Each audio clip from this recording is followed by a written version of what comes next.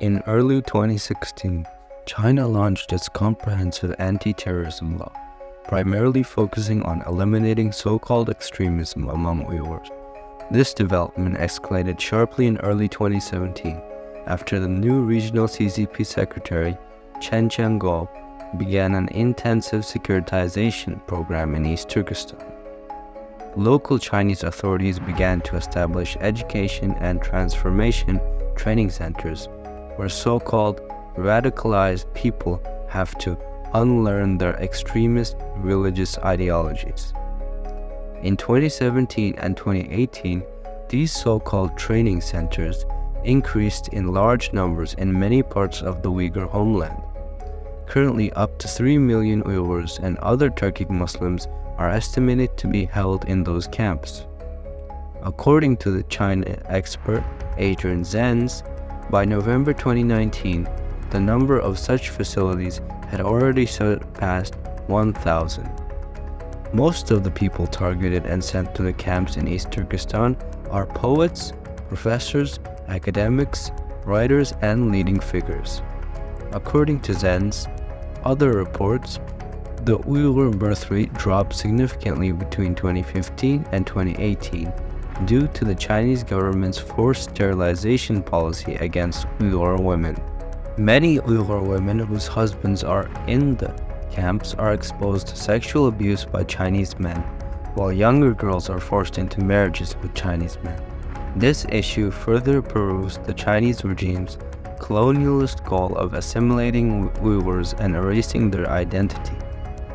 Furthermore, according to the Australian Strategic Policy Institute, since 2017, more than 80,000 Uyghurs have been exploited as forced cheap labor in the factories linked to 83 international brands, including Apple, Nike, Samsung, and Zara. The local government aimed to have 1 million workers in the textile and garment industries by 2023, which indicates that the Chinese government has already transferred many Uyghurs from concentration camps to these factories. Survivors like Mihrigul Tursun, Omar Bakali, Gulbahar Heytiwaji, Sumrat Daud, Kalbunur Siddiq, Tursunay Ziauddin, Gulbahar Jalilova, Sairagul Sautbay, and Gulzira Olhan have courageously shared their stories, shedding light on the horrific conditions within China's detention camps. These accounts reveal a grim reality of forced labor, torture, abuse, and mental anguish resulting in many deaths. Women face forced sterilization, sexual abuse, rape, and many other forms of torture. Some survivors also have testified to witnessing gang rapes of women in the camps. In November 2019, the New York Times published the Xinjiang Papers, an expose that unveiled over 400 pages of internal Chinese documents, providing a detailed look at the crackdown on Uyghurs and other Turkic Muslims in East Turkestan. These leaked files confirmed the extent of human rights abuses. Initially, the Chinese government denied the existence of these camps, calling them vocational training centers. However, these leaked documents, along with survivor accounts in books like How I Survived a Chinese Re-Education Camp, A Uyghur Woman's Story by Gulbahar Heytiwaji, Place of No Return, How I Survived China's Uyghur Camps by Mihrigul Tursun, and the Chief Witness, Escape from China's Modern-Day Concentration Camps by Sairagul Sautbay expose the truth. At the same time, Uyghur children must report their parents' religious activities at home to their school authorities, reviving the practices used during Mao's Cultural Revolution.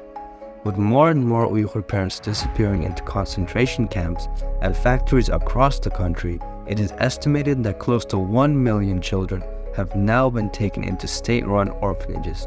These children are suffering unimaginable trauma.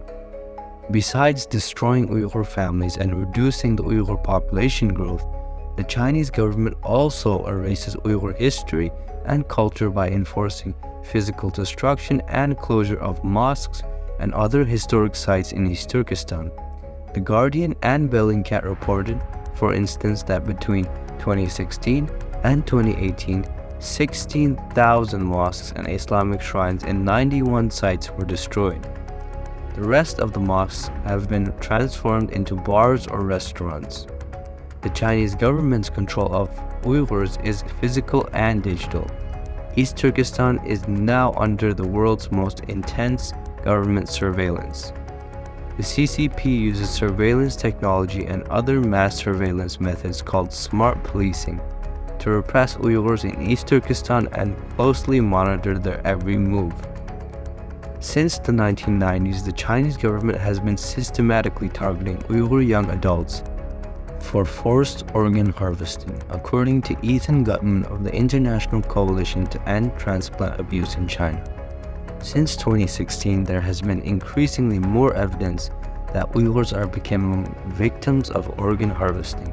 The Chinese government uses halal organ commercials, emphasizing that the individuals who donate the organ abides by the norms of the Islamic religion, such as not drinking alcohol or eating pork, to attract Muslim patients needing an organ transplant. Each organ carries a different price. For instance, a liver can cost up to 100,000, but if it is halal, it costs triple. In June 2020, the United States passed the Uyghur Human Rights Policy Act, condemning human rights abuses against Uyghurs and authorizing sanctions against Chinese officials. In early 2021, the United States, Canada, the Netherlands, the United Kingdom, and Lithuania accused China of the Uyghur Genocide, prompting global attention and calls for action. The Uyghur Tribunal, an independent body in London, assessed allegations of atrocities and declared it a genocide after gathering evidence. In 2021, 50 United Nations member countries openly criticized China for systematically persecuting Uyghurs. This surge in global censure reflects increased recognition and condemnation of these human rights abuses. On top of that, the COVID-19 pandemic disproportionately affected Uyghur lives. On September 21st, 2022, Radio Free Asia reported at least 22 deaths in Gulja in a single day due to starvation or a lack of medical attention. A deadly fire on November 24th, 2022, claimed up to 66 Uyghur lives in Urumqi, the capital of East Turkestan, sparking protests across China and pushing the Chinese government to end its Iron Zero COVID policy. In other words, the deaths of these innocent Uyghurs saved 1 billion Chinese people from the strict and inhumane lockdowns. The Uyghurs still suffer under the brutal Chinese regime, while we enjoy democracy and human rights in a free world. We should not stay silent when the Chinese government commits crimes against humanity and the 21st century genocide.